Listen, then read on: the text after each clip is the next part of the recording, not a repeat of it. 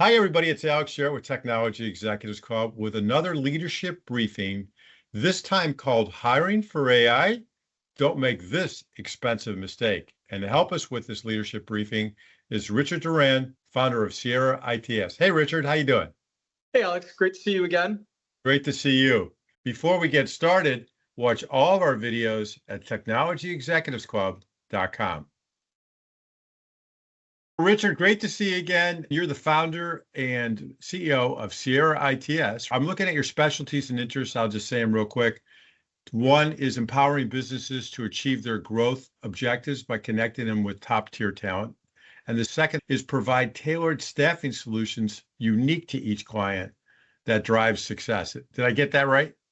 Yeah, you got that right. And, Alex, at the end of the day, every one of our clients are unique. They have a unique culture, they have unique hiring demands and challenges. So, what we do is we are able to customize our approach to their needs to solve their problems.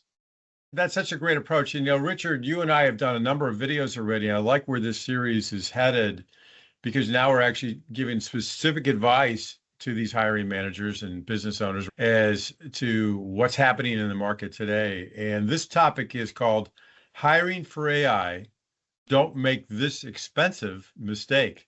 So what are we talking about here? Tell us about this. So, when we're talking to clients, a lot of times what they want to do is just start with, I need to hire a person or a team of people to solve an executable problem. Yeah. But they haven't taken enough time to define what that executable truly is. So what I always start with is I say, you don't need to hire an AI team. Right. You need AI capable leaders. And when you hire AI capable leaders, then the team is formed around that. So it's really understanding what the business needs are, what the business challenges are, and then reverse engineering that out to what that AI solution might be. And then when clients are also talking to me about hiring teams, I always try to pull back a little bit on that and say, okay, maybe not a team, because you've already got players within your organization that know the business, know the operations, know the culture. And those individuals really are the ones who are going to drive it for you. And they're going to help you get to what those use cases are in order to understand how to bring value to the business.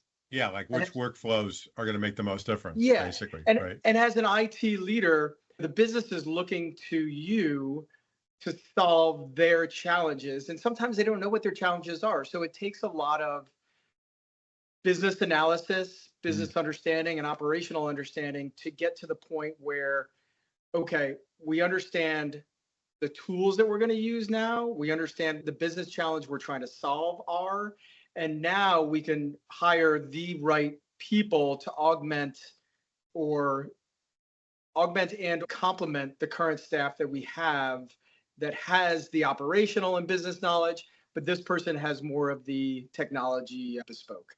That makes a lot of sense. What do you mean by AI capable leader? When I think about that, it's got to be industry specific as well as technology focused. There's so much institutional knowledge that you can tap into with your current staff. Yeah. But then they may not have the technology focus that you need to get over the bridge. We're working with a company out in California, and they're a distribution and warehouse firm. And they've got some great folks on their team, but they've got more rudimentary knowledge of some AI that could help them. So we're providing them a resource who's got 10 years in supply chain, warehouse, and distribution, but also has done AI implementations for larger companies. One of them is he did part of Amazon's go-to-market. He understands distribution logistics and also has done AI. Yeah, so it speeds up their process. So then you don't need to hire a team. You hire either specialty individuals or if you've got that resource internal that has the Mm. technology knowledge, then you complement that with people who do the blocking and tackling and have a technology and institutional background that can help out. That just makes a ton of sense. I didn't realize people were looking for whole teams right away. The team is a great idea. Yeah. If you throw too many resources at a problem and you don't define what that problem is, you're going to spend a lot of money. So really, it's finding who that leader is going to be.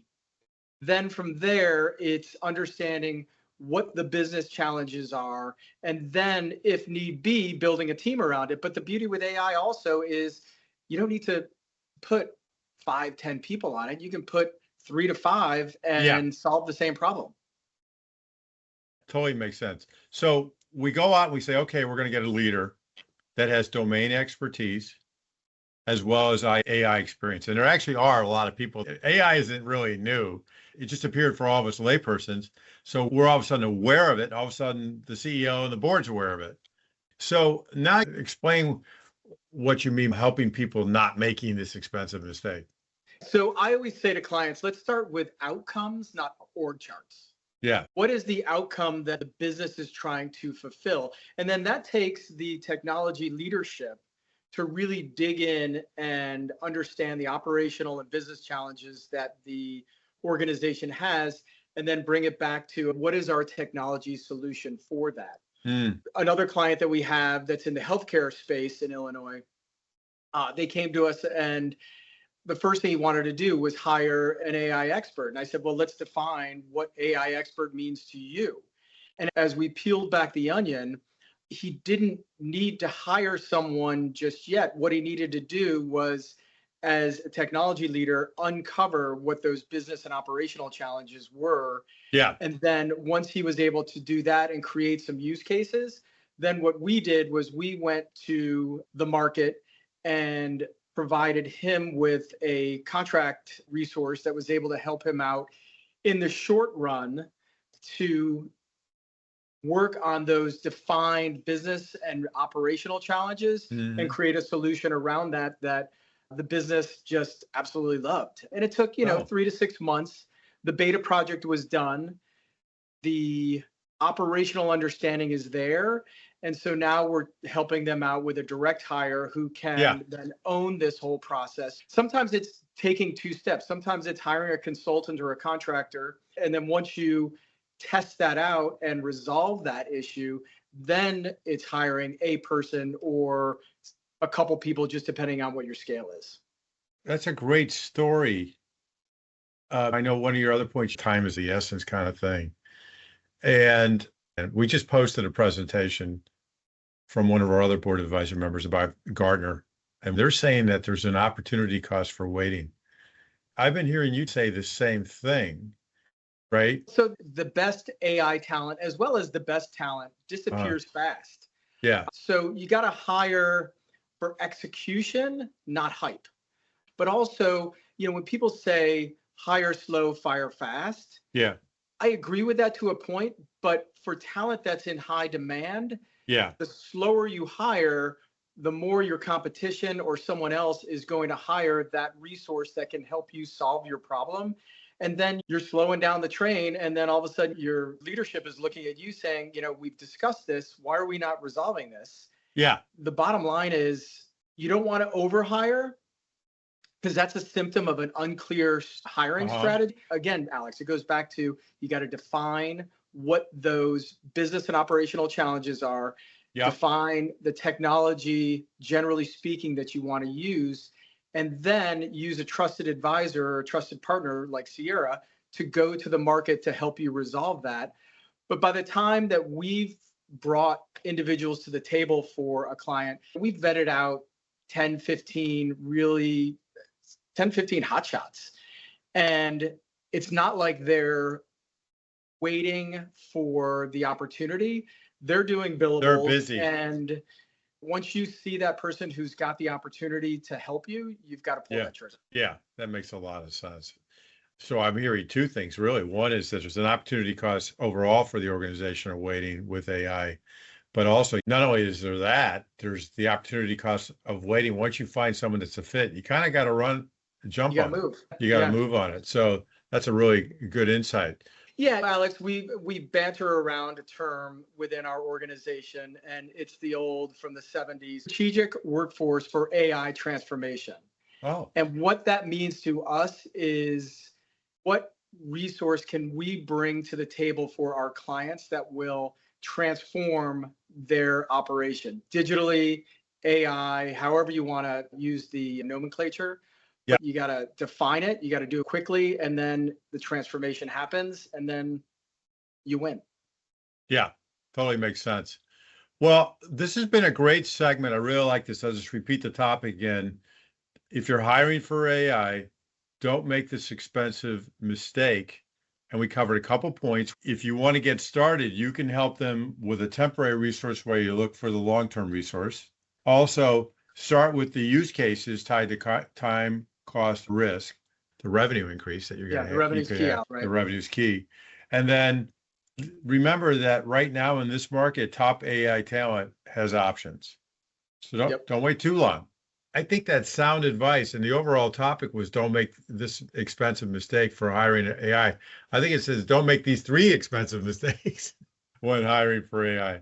Yes, and the plans change, the battlefield changes. This thing is moving quickly, and the organizations that have the ability to adapt and perform are the ones who are going to work through this disruption. Yeah, I think you're totally right. Well, this has been a great segment, and we appreciate you doing this for everybody. You're available to people. In what scenarios should people get a hold of you, Rich? Alex, that's a great question.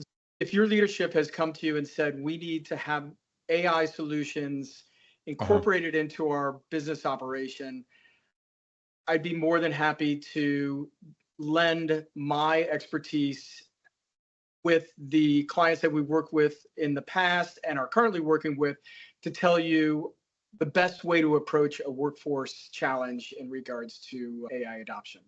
Makes sense. Well, thanks for that offer. So everybody watching this, if that's you, be sure and reach out to Richard. The links are on this post and go from there. Richard, thank you again for your time. We appreciate you providing this service to the community. Alex, so great seeing you.